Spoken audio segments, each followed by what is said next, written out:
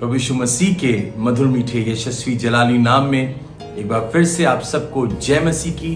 खुदा का शुक्रगुजार हूँ इस नया लम्हे के लिए जो उसके वसीले हमें मिला कि खुदा के कलाम से एक बार फिर से आपसे कुछ बातें मैं कर सकूं। धन्यवाद देता हूं आप सभी श्रोताओं का जो आप हमारे साथ प्रति रविवार इस ऑनलाइन इबादत में जुड़ते हैं। प्रभु आपको बेशुमार बरकतों से भरे। मैं दिल से धन्यवाद देना चाहता हूं अपने तमाम उन मददगारों का जो हर समय हर पल अपनी मोहब्बत की पेशकश को सत्य ज्योति मिनिस्ट्रीज के लिए अदा करते हैं। खुदा आपको बेशुमार बरकतों से भरे। आज की सुबह मैं खुदा के कलाम से आपसे बारी के बारे में बात करना चाहता हूं। जी हां, आपने टाइटल देखा होगा, in the garden with Jesus, बारी में प्रभु यीशु मसीह के साथ। मेरे मित्रों, मेरे प्यारों, अगर नजरें हम उठा करके देखें तो कहीं ना कहीं हमें एक बारी नजर जरूर आ जाती है।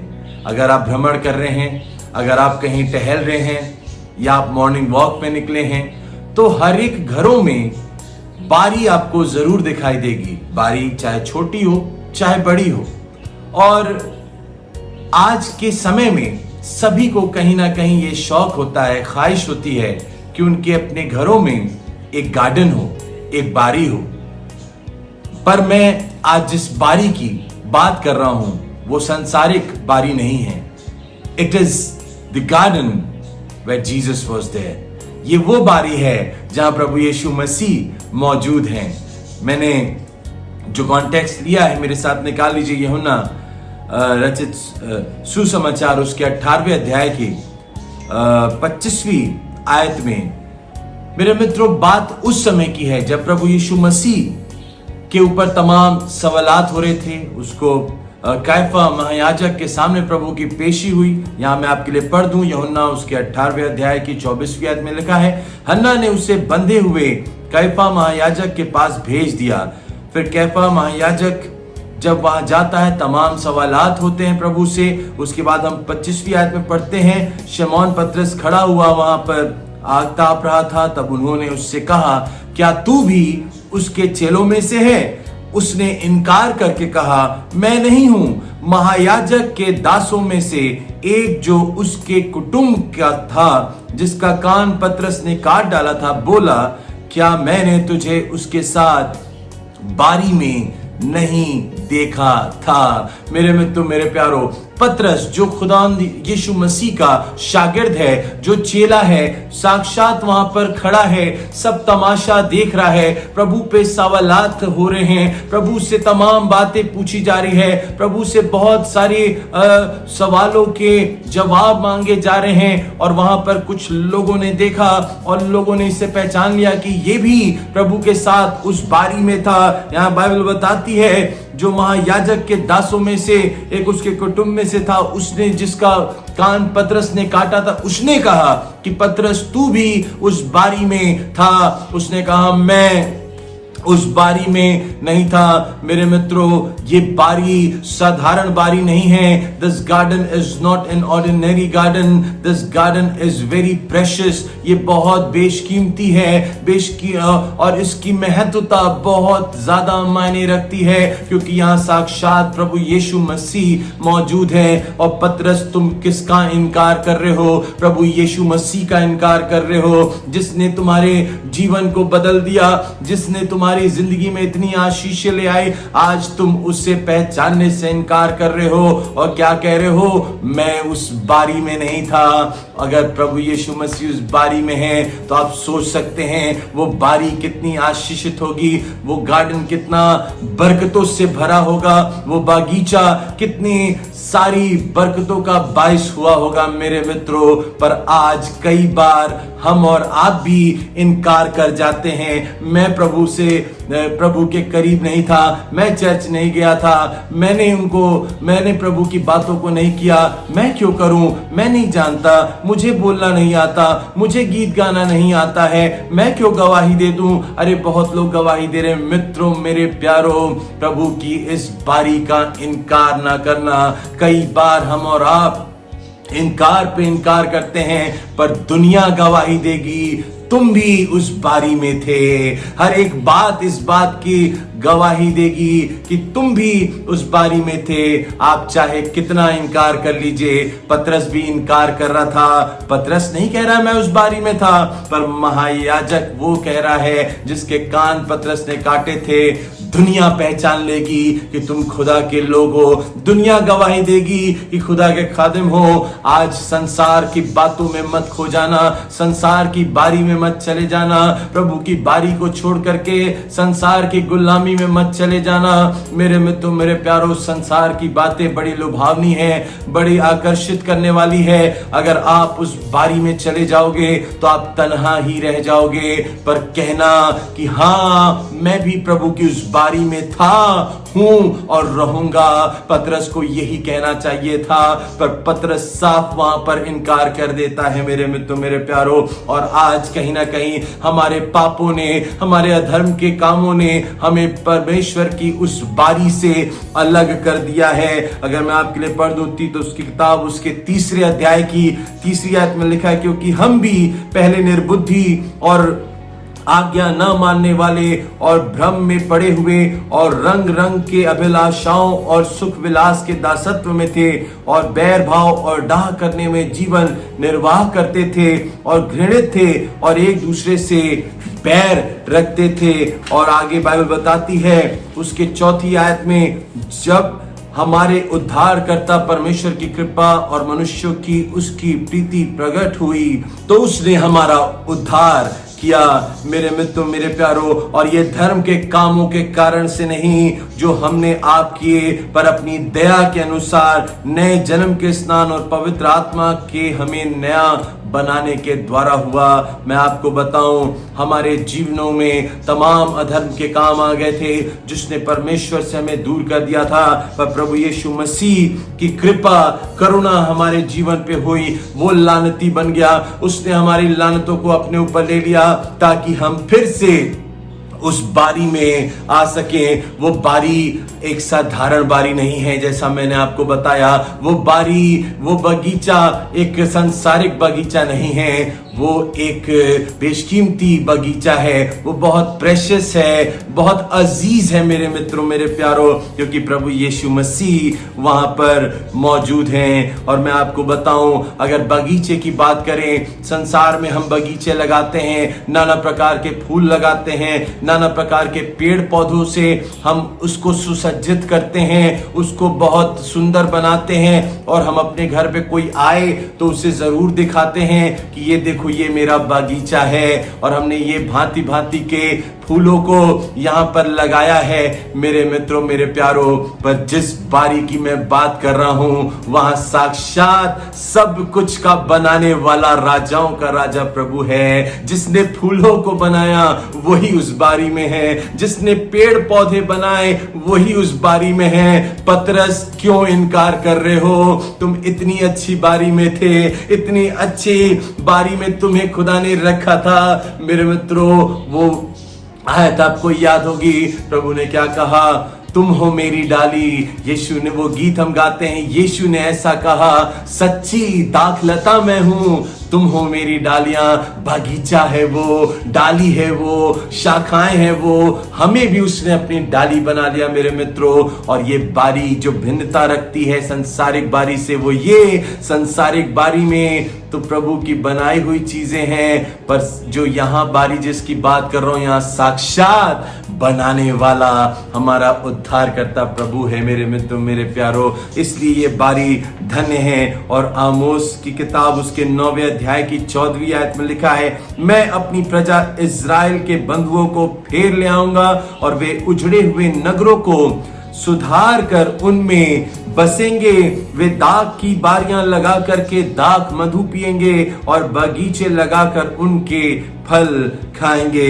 It shows that how much abundance of blessings are there in the garden where Jesus is dwelling। उस बगीचे में, उस बारी में कितनी आशीषें बाइबल बताती है। वे दाख की बारियां लगा करके दाख मधु पिएंगे और बगीचे लगाकर उनका फल खाएंगे। मेरे मित्रों, खाएंगे, इसका मतलब ये कि आपकी आशीष, आप जो कमा रहे हो, आप जो मेहनत कर रहे हो, आप मेहनत का, परिश्रम का फल खाने पाओगे।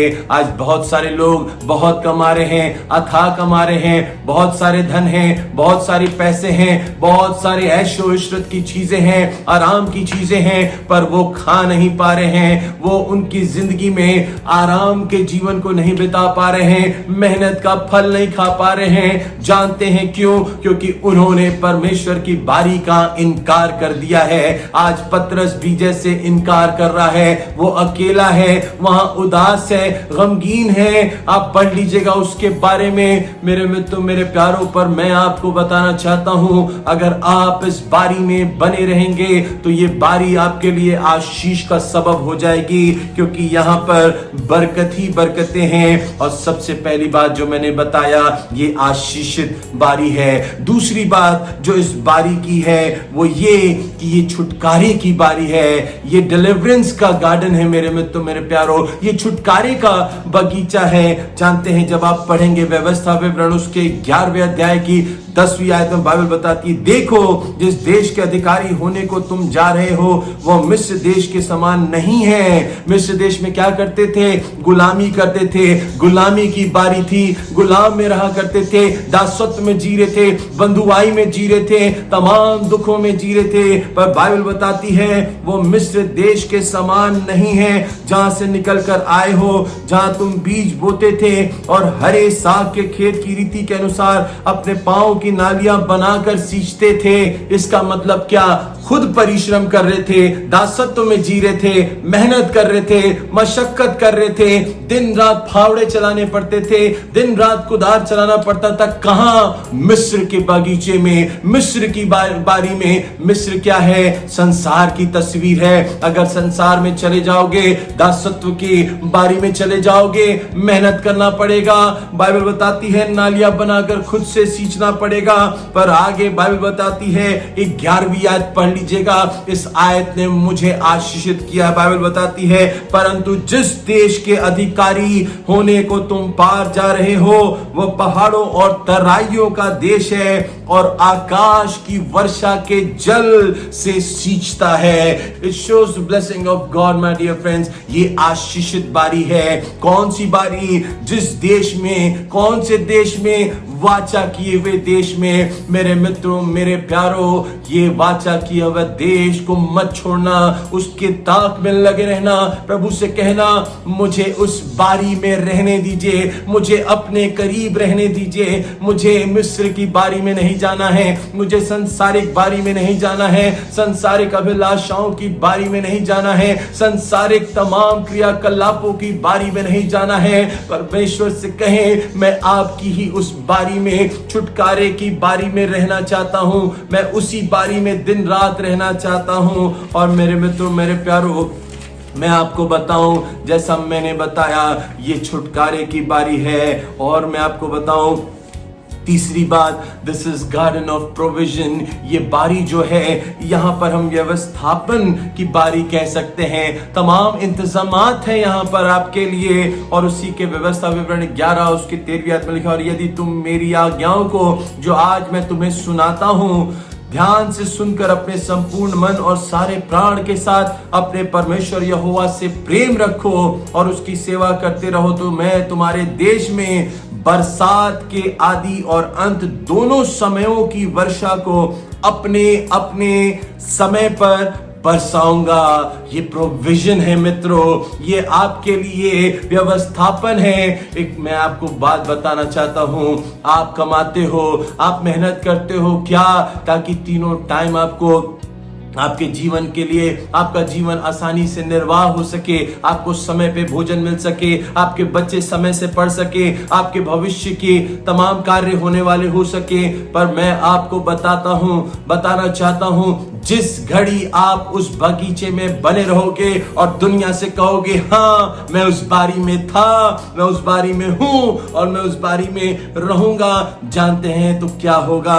बाइबल बताती है परमेश्वर समय समय पर अपनी बरसात करेगा, आशीषों की वर्षा बरकतों की वर्षा, ब्लेसिंग्स की वर्षा मेरे मित्रों, मेरे प्यारों। किस घड़ी आपको क्या चाहिए, उसकी चीजों की पूर्ति भी परमेश्वर अपने अथाह भंडार से करेगा जब आप उसकी बारी में बने रहोगे। ये व्यवस्थापन की बारी है, ये प्रोविजन, गार्डन ऑफ प्रोविजन है मेरे मित्रों, मेरे प्यारों। और मैं आपको बताऊं, यही नहीं, उसकी 15वीं आयत में पढ़ लीजिए, और मैं तेरे पशुओं के लिए तेरे मैदान में घास उपजाऊंगा और तू पेट भर खाएगा और संतुष्ट होगा। बहुत कमा रहे हो, बड़ी परिश्रम कर रहे हो, संतुष्टि नहीं है। बहुत सारी जिंदगियों को मैं जानता हूं जिनके जीवन में संतोष नहीं है, जिनकी जिंदगी में सेटिस्फैक्शन नहीं है। कमा रहे हो, खर्च हो जा रहा है, बड़ी मेहनत करके आए, पैसा नहीं बचा पाए, खाता खाली होते जा रहा है। ओ मेरे मित्रों, मेरे प्यारों, जानते हो क्यों? क्योंकि मिस्र की बारी में हो, संसारिक बारी में हो।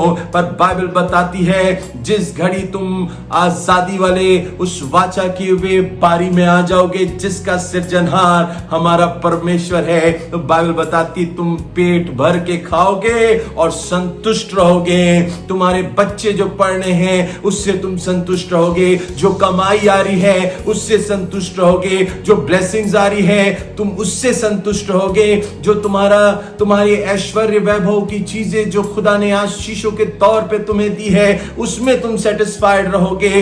कब? जब परमेश्वर की बारी में रहोगे, जब प्रभु यीशु मसीह की बारी में तुम बने रहोगे।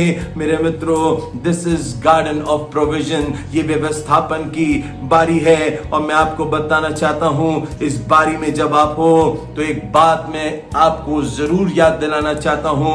भजनकार 103 अपने भजन में उसकी दूसरी आयत में कहता, हे मेरे मन यहोवा को धन्य कह और उसके किसी भी उपकार को ना भूलना। मेरे मित्रों, मेरे प्यारों, ये बारी बड़ी बेशकीमती है, अजीज है। जानते हैं क्यों? ये संसारिक बारी नहीं है, ये आशीषित बारी है। ये मिस्र की बारी नहीं है, ये वाचा किए हुए देश की बारी है।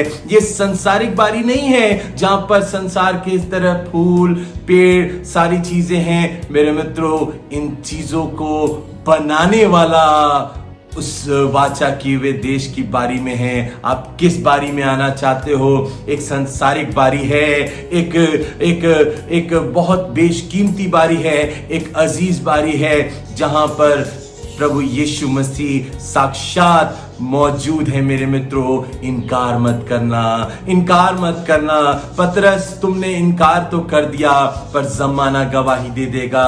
लोग बता देंगे नहीं, आप थे उस बारी में, आप उस बगीचे में थे। आज दुनिया कह रही है कि आप प्रभु के लोग हैं, आप प्रभु के खादिम हैं, आप प्रभु की बेटी हैं, आप प्रभु के बेटे हैं। आपको संसारिक सदस्य नहीं बनना चाहिए, आप पे ये बातें शोभा नहीं देती है। पर हम कहते हैं अरे नहीं, मैं तो संसार के लोगों को खुश करूंगा, मैं भी तो अरे हर समय दुआ इबादत क्यों करूं।